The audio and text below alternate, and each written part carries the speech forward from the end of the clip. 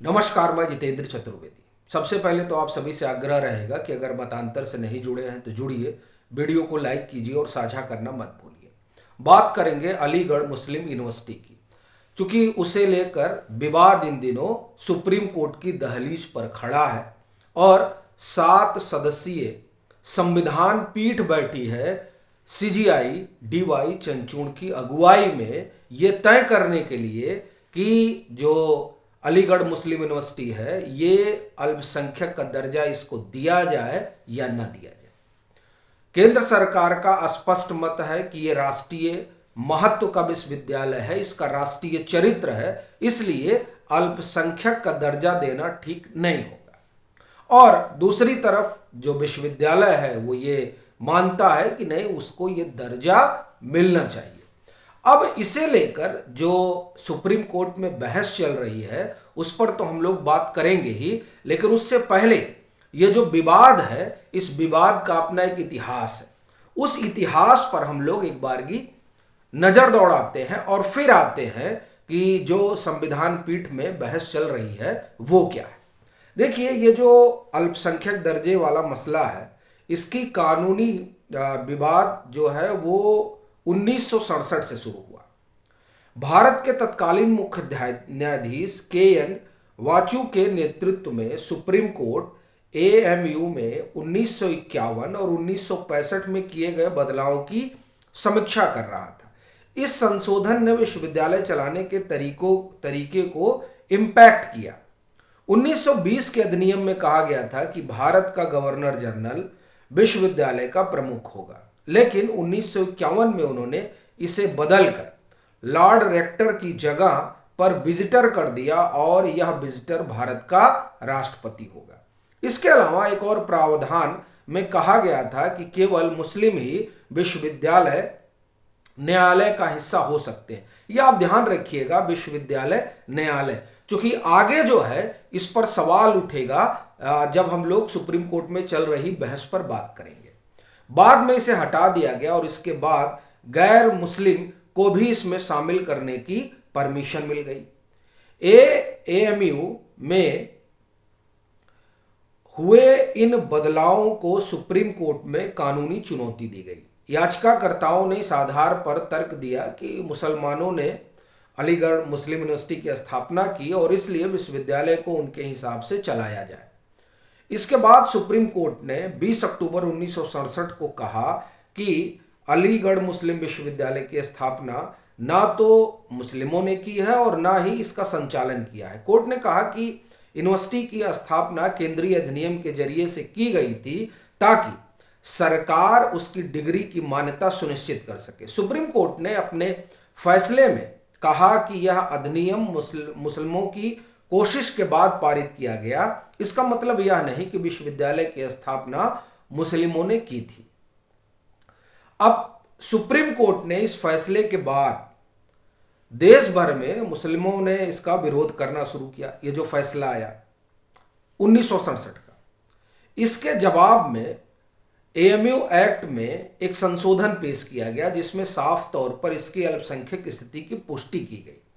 संशोधन में धारा 2L और उपधारा 252C पेश की गई, जिसमें कहा गया कि विश्वविद्यालय भारत के मुसलमानों द्वारा स्थापित उनकी पसंद का एक शैक्षणिक संस्थान था और बाद में इसे एएमयू के रूप में शामिल किया गया।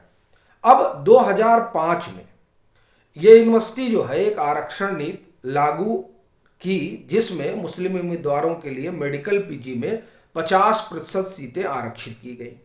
इसे इलाहाबाद हाई कोर्ट में चुनौती दी गई। कोर्ट ने उसी साल आरक्षण को पलट दिया और 1981 अधिनियम को कैंसिल कर दिया। कोर्ट ने तर्क दिया कि यूनिवर्सिटी विशेष आरक्षण बरकरार नहीं कर सकती क्योंकि अजीज बाशा मामले में सुप्रीम कोर्ट के फैसले के अनुसार यह अल्पसंख्यक संस्थान योग्य नहीं था। इसके बाद 2006 में केंद्र सरकार ने हाई कोर्ट के फैसले को सुप्रीम कोर्ट में चुनौती दी। किसने दी? केंद्र सरकार ने। और तब केंद्र में कौन था? तब केंद्र में कांग्रेस की अगुवाई वाली यूपीए सरकार थी। 2016 में एनडीए सरकार ने सुप्रीम कोर्ट से कहा कि वह सरकार द्वारा दायर अपील को वापस ले रही है। यानी यूपीए सरकार ने चुनौती दी थी, किस बात को चुनौती दी थी? इस बात को चुनौती दी थी कि ये जो इलाहाबाद हाई कोर्ट ने कहा है कि अल्पसंख्यक संस्थान का दर्जा इसे नहीं मिल सकता है, उसी को कांग्रेस ने, या कहें कांग्रेस की अगुवाई वाली सरकार ने चुनौती दी। जब एनडीए की सरकार आई, यानी नरेंद्र मोदी की अगुवाई वाली सरकार, तो उसने इसको वापस ले लिया। इसके बाद 12 फरवरी 2019 को तत्कालीन सीजीआई रंजन गोगोई की अध्यक्षता वाली 3 जजों की बेंच ने मामले को 7 जजों की बेंच के पास भेज दिया। अब मंगलवार से इसकी सुनवाई हो रही है और इस सुनवाई में एक ही चीज है कि अल्पसंख्यक का दर्जा दिया जाए या न दिया जाए, यानी ये इसे अल्पसंख्यक माना जाए या ना माना जाए। अब इसमें जो सरकार है, सरकार की जो टिप्पणी है उसे आप सुनिए। मतलब जो पक्ष है, लिखित पक्ष सरकार ने दिया है। देखिए, केंद्र सरकार ने न्यायपालिका से कहा कि अलीगढ़ मुस्लिम विश्वविद्यालय के राष्ट्रीय चरित्र को देखते हुए वह अल्पसंख्यक संस्थान नहीं हो सकता है। अब इस पर जो संविधान पीठ है सीजीआई की अगुवाई वाली, उसने संविधान के अनुच्छेद 30 का जिक्र किया, जो शिक्षण संस्थानों के स्थापना और उसके संचालन के अल्पसंख्यकों के अधिकार से संबंधित है। शीर्ष अदालत ने कहा कि अनुच्छेद 30 को प्रभावी बनाने के लिए किसी अल्पसंख्यक समूह को इस तरह के दर्जे का दावा करने के लिए स्वतंत्र प्रशासन की जरूरत नहीं है। केंद्र सरकार ने कहा कि विश्वविद्यालय किसी धर्म विशेष या धार्मिक प्रभुत्व का विश्वविद्यालय नहीं है और ना ही हो सकता है, क्योंकि राष्ट्रीय महत्व का संस्थान घोषित कोई विश्वविद्यालय अल्पसंख्यक संस्थान नहीं हो सकता। सॉलिसिटर जनरल ने कहा कि इसका एक अपना लंबा इतिहास है और आजादी के पहले के कालखंड में भी ये राष्ट्रीय महत्व का संस्थान रहा है। अब यहां जो बहस ये केंद्र सरकार ने कहा। अब इसमें देखिए, जो उधर से बात कही जा रही है कि साहब हमको जो है दर्जा दिया जाना चाहिए, तो आप देखिए कि तब अब सुप्रीम कोर्ट में जो बहस चल रही है उसमें एक सवाल और उठता है कि ये जिस विश्वविद्यालय न्यायालय की बात हम लोग कर रहे हैं उसको लेकर सवाल उठा। अब उसको इसमें सवाल क्या उठ रहा है, इसमें सुप्रीम कोर्ट ने ही पूछा, ये बुधवार के दिन की बात है, कि ये जो विश्वविद्यालय है इसमें 180 सदस्यों वाली जो गवर्निंग काउंसिल है उसमें 37 मुसलमान है, तो यह विश्वविद्यालय अल्पसंख्यक संस्थान कैसे हो सकता है? यह सवाल पीठ ने जो है उठाया। अब इसकी देखिए, इसकी पैरवी जो है वो राजीव धवन कर रहे हैं, यानी विश्वविद्यालय की तरफ से। इसमें कपिल सिब्बल भी हैं, तो पहले अभी ये सुनते हैं, फिर कपिल सिब्बल की जो दलील है उस पर भी हम लोग आते हैं। अब देखिए, इसमें राजीव धवन ने कहा कि यूनिवर्सिटी की गवर्निंग काउंसिल की संरचना जो एएमयू एक्ट के तहत, जिसे विश्वविद्यालय का न्यायालय कहा जाता है, और इसमें अनुच्छेद 30(1) के तहत सभी धार्मिक और भाषाई अल्पसंख्यकों को अपनी पसंद के शैक्षणिक संस्थान स्थापित करने और प्रशासित करने का अधिकार है।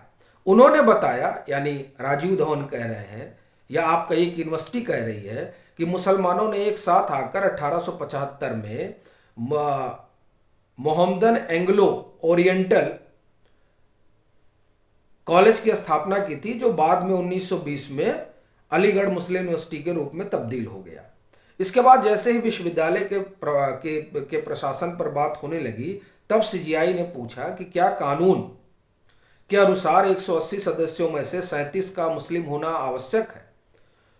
उन्होंने पूछा क्या इससे इस पर कुछ प्रभाव पड़ सकता है कि किसी अल्पसंख्यक संस्थान का संचालन अल्पसंख्यक समुदाय द्वारा किया जाना चाहिए। यदि अनुच्छेद 30 के तहत प्रशासन शामिल है तो क्या 180 में सिर्फ 37 मुस्लिम सदस्य अल्पसंख्यक संस्थान के लिए पर्याप्त हैं? क्या यह अल्पसंख्यक संस्थान के रूप में अर्हता प्राप्त करने की योग्यता पूरा करता है? इसके जवाब में राजीव धवन ने कहा, यानी विश्वविद्यालय ने कहा, कि चूंकि यह संस्थान अल्पसंख्यक समुदाय द्वारा स्थापित किया गया था और इसका उद्देश्य अल्पसंख्यक समुदाय की जरूरतों को पूरा करना था, इसलिए यह जरूरी नहीं कि अल्पसंख्यक संस्थान का दर्जा रखने के लिए प्रशासन को 100% अल्पसंख्यकों द्वारा ही नियंत्रित किया जाए।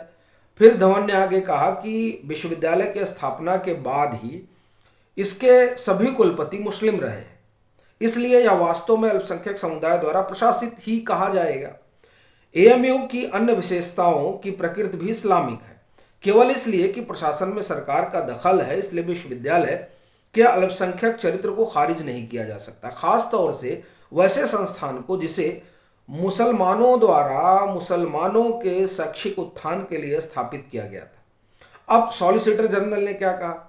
सॉलिसिटर जनरल ने कहा कि एएमयू किसी विशेष धर्म या धार्मिक संप्रदाय का विश्वविद्यालय नहीं है और ना ही ऐसा हो सकता है, क्योंकि कोई भी विश्वविद्यालय जिसे राष्ट्रीय महत्व का संस्थान घोषित किया गया है वो अल्पसंख्यक संस्थान नहीं हो सकता है। अब आप देखिए कि ये जो जीरा हुई उसके बाद में अब आप देखिए कि आते हैं कपिल सिब्बल। अब कपिल सिब्बल क्या कह रहे हैं?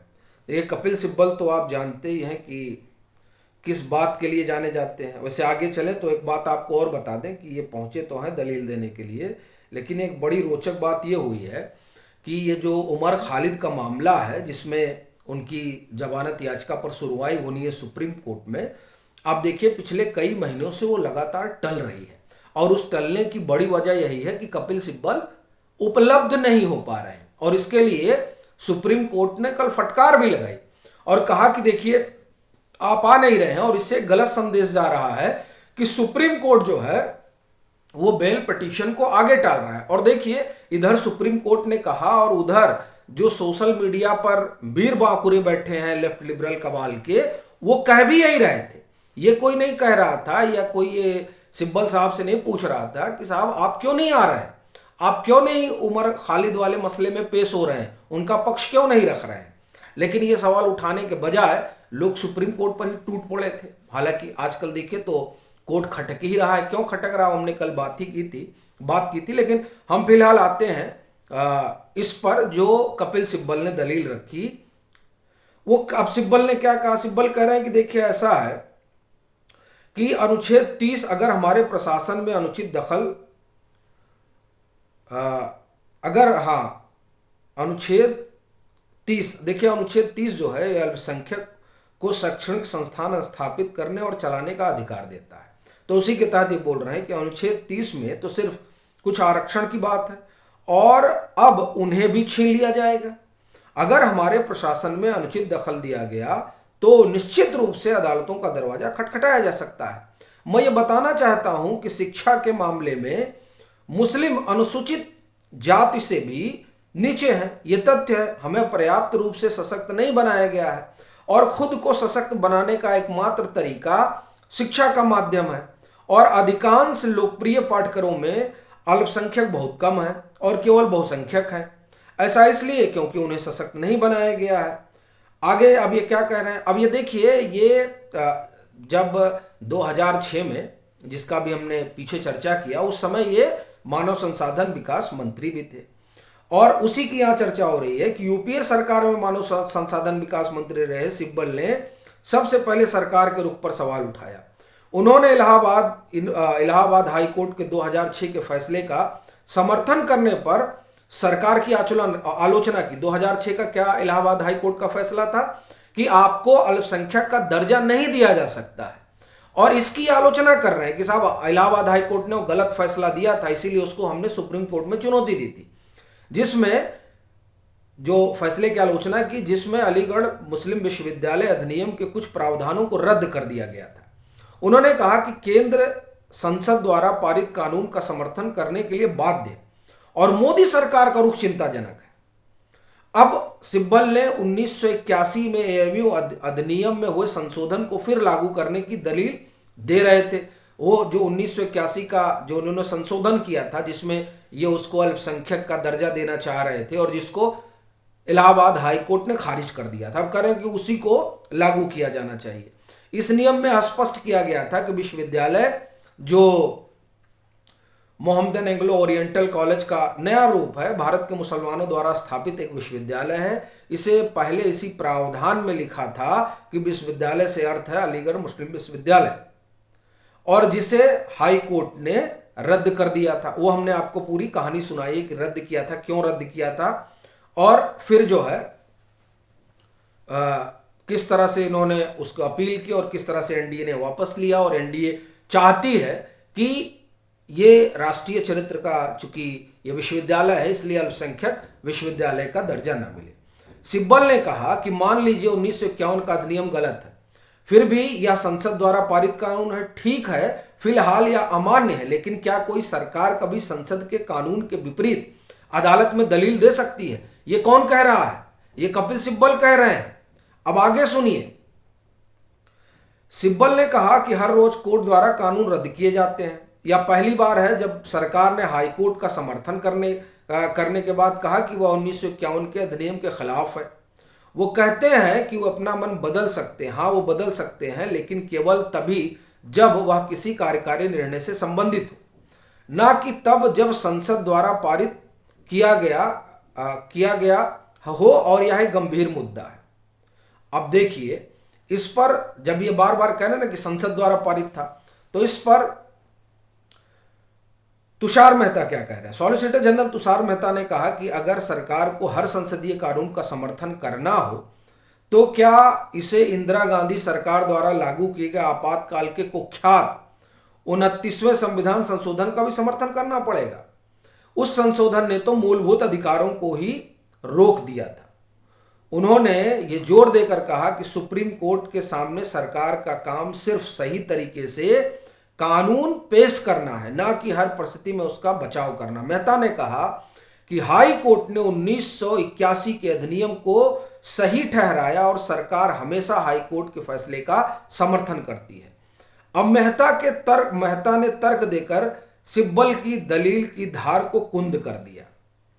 अब देखिए, बड़ी चीज यह है कि अभी इस पर सुनवाई चल रही है, और अब जो है ये जो आगे का मसला है उसमें जो अभी सुनवाई होगी उसमें दरअसल अब इस बात को लेकर तर्क दिया जाएगा, उस दलील रखी जाएगी कि अल्पसंख्यक संस्थान का दर्जा कैसे जायज है। ये अलीगढ़ मुस्लिम विश्वविद्यालय को सुप्रीम कोर्ट को समझाना पड़ेगा।